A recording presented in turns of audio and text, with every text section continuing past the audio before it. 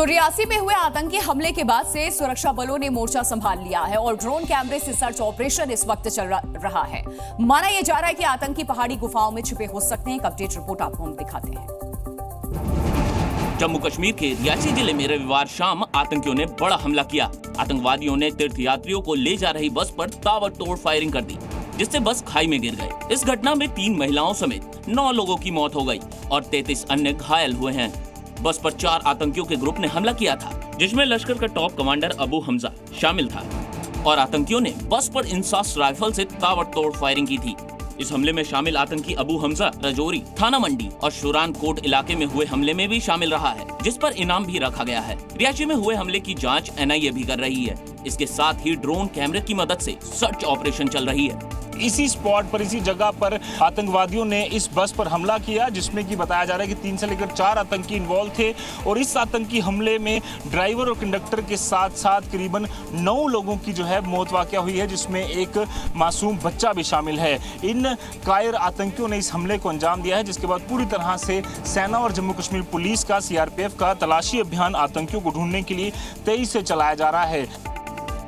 तो रियासी में हुए हमले के बाद से सियासत भी शुरू हो गई। कांग्रेस नेता तारिक अनवर ने आरोप लगाते हुए कहा कि कश्मीर में शांति नहीं है, तो वहीं बीजेपी ने कहा है कि आतंकियों का पक्का इलाज किया जाएगा। रियासी में हुआ आतंकी हमले के चश्मदीद ने हमले को लेकर जो बताया वो रूह कपा देने वाला है। चश्मदीदों के मुताबिक अचानक बीच रोड पर एक आतंकवादी आया और फायरिंग शुरू कर दी। 2-3 फायरिंग ड्राइवर के ऊपर किया, फिर बस के अंदर फायरिंग की, फिर बस नीचे गिर गई। नीचे गिरने के बाद भी काफी देर तक फायरिंग की।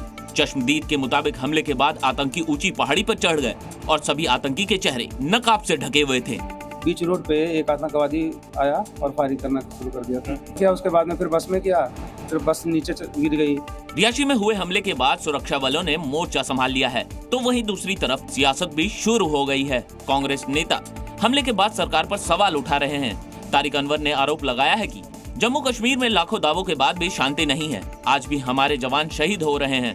जो कुछ इनका दावा था नियंत्रण है, वो गलत है। तो वहीं बीजेपी नेता कविंद्र गुप्ता ने कहा कि आतंकियों को चुन चुनकर मारा जाएगा। सिर्फ टेरर फैलाना ये उनका काम है। तो शपथ ग्रहण के बाद आज प्रधानमंत्री मोदी ने कार्यभार संभाल लिया है। कार्यभार संभालते ही PM मोदी ने सबसे पहले किसान सम्मान निधि की फाइल पर साइन किया है। तीसरी बार प्रधानमंत्री पद की शपथ लेने के बाद नरेंद्र मोदी ने आज कार्यभार संभाल लिया है। कार्यभार संभालने के बाद PM मोदी ने पहला साइन किसान निधि के फाइल पर किया। PM मोदी ने कार्यभार संभालते ही सबसे पहले PM किसान निधि की 17वीं किस्त जारी की। इससे 9.3 करोड़ किसानों को लाभ मिलेगा और लगभग 20,000 करोड़ रुपए वितरित किए जाएंगे। इसके साथ ही PM मोदी ने कहा कि हमारी सरकार लगातार किसानों के लिए काम करती रही है। हम लगातार किसान और खेती के कल्याण के लिए काम करते रहेंगे। PM मोदी ने जहां एक और किसान सम्मान निधि जारी की है, तो वहीं दूसरी तरफ इस पर सियासत शुरू हो गई है। कांग्रेस नेता कुमारी शैलजा ने PM मोदी पर तंज किया है। कुमारी शैलजा ने कहा कि ये कोई बड़ा फैसला नहीं है। आपने किसानों का पैसा रोका क्यों था? देश के किसानों को MSP की गारंटी चाहिए। ये इनकी पहले से स्कीम थी, पॉलिसी थी, उसमें रिलीज करना कौन सा उनको कुछ दे दिया आपने? उनका अधिकार जो है उसकी बात करें ना। MSP का जो आपका वायदा था उसकी बात करें। अगर आपकी स्कीम में आपने पैसा रोका क्यों था पहले ये बताएं। और ओडिशा विधानसभा चुनाव में बीजेपी ने शानदार प्रदर्शन करते हुए 78 सीटों पर जीत दर्ज की है। सूबे की कमान कौन संभालेगा, इसे लेकर के मंथन जारी है और इसके लिए बीजेपी ने राजनाथ सिंह और भूपेंद्र यादव को ऑब्जर्वर बना करके ओडिशा भेजा है। ओडिशा विधानसभा के चुनाव में बीजेपी को बड़ी जीत मिली है और 12 जून को बीजेपी सरकार का शपथ ग्रहण समारोह होगा। इससे पहले राजनाथ सिंह और भूपेंद्र यादव को ओडिशा के बीजेपी ने विधायक दल के नेता के चुनाव के लिए पर्यवेक्षक बनाया है। वहीं निर्वाचित सदस्यों की पहली विधायक दल की बैठक अब 11 जून को तय की गई है। वहीं नए मुख्यमंत्री को लेकर अब भी रहस्य बना हुआ है। नवीन पटनायक के नेतृत्व वाले बीजू जनता दल के 24 साल से अधिक के शासन पर विराम लगाते हुए बीजेपी ने बहुमत हासिल किया है। इसके अलावा पार्टी ने लोकसभा में 21 में से 20 सीट पर अपनी जीत हासिल की है। बीजेपी के वरिष्ठ नेता और निर्वाचित विधायक सुरेश पुजारी नई दिल्ली पहुंचे हैं, जिसकी अटकलें लगाई जा रही है कि वह शीर्ष पद के प्रमुख दावेदारों में से एक हो सकते हैं। सुरेश पुजारी 2019 के चुनाव में बाड़गढ़ से लोकसभा के लिए चुने गए थे। उन्होंने हाल में ही ब्रजराज नगर विधानसभा क्षेत्र से चुनाव जीता है। उनके समर्थकों का मानना है कि उन्हें केंद्रीय नेताओं के साथ चर्चा के लिए नई दिल्ली बुलाया गया है।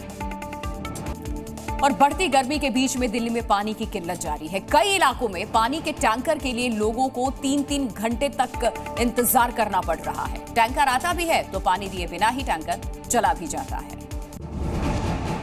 देश की राजधानी दिल्ली में जहां गर्मी लोगों का पसीना निकाल रही है, तो वहीं दूसरी तरफ दिल्ली वासियों को पानी की किल्लत का सामना करना पड़ रहा है। दिल्ली के कई अलग अलग इलाकों में लोग पानी की किल्लत से जूझते दिखाई दे रहे हैं। राजधानी में गर्मियों की शुरुआत होते ही पानी की मांग बढ़ जाती है। ऐसे में यमुना नदी के घटे हुए जल स्तर की वजह से दिल्ली को पानी की सप्लाई में काफी ज्यादा कमी देखने को मिलती है।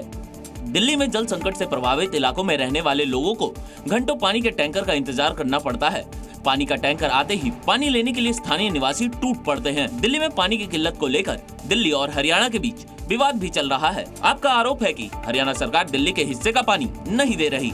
दिल्ली को 1050 क्यूसेक पानी अलॉट हुआ था, उसमें भी 200 क्यूसेक कम कर दिया हरियाणा सरकार ने। तो वहीं दिल्ली सरकार की मंत्री ने कहा कि एलजी ने उन्हें आश्वासन दिया है कि वो हरियाणा सरकार से पानी के मुद्दों पर बात करेंगे। अगर हरियाणा मुनक कनाल में पूरा पानी दे दे तो दिल्ली में परेशानी कम हो सकती है।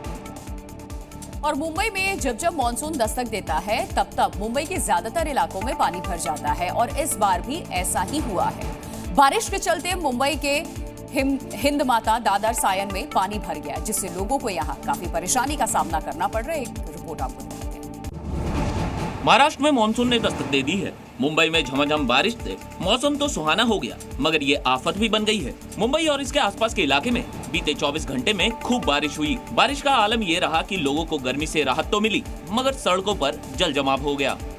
ये बारिश आफत बन गई। मुंबई में तेज बारिश के चलते हिंदमाता दादर सायन की सड़कों पर घुटनों तक पानी भर गया। जगह जगह गाड़ियां डूब गई हैं। पिछले 24 घंटे में मुंबई में 60 मिलीमीटर से अधिक बारिश हो चुकी है।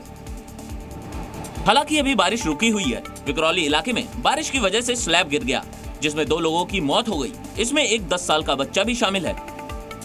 मौसम विभाग ने अगले 24 घंटे तक मुंबई में भारी बारिश का अलर्ट जारी किया है। IMD के मुताबिक इस पूरे हफ्ते मुंबई का अधिकतम तापमान 29 से 32 डिग्री सेल्सियस के बीच रह सकता है। इसके साथ ही महाराष्ट्र के अधिकांश जिलों में, विशेषकर मराठवाड़ा और विदर्भ क्षेत्रों में भारी बारिश होने की संभावना है, जिससे लोगों को काफी परेशानी हो सकती है।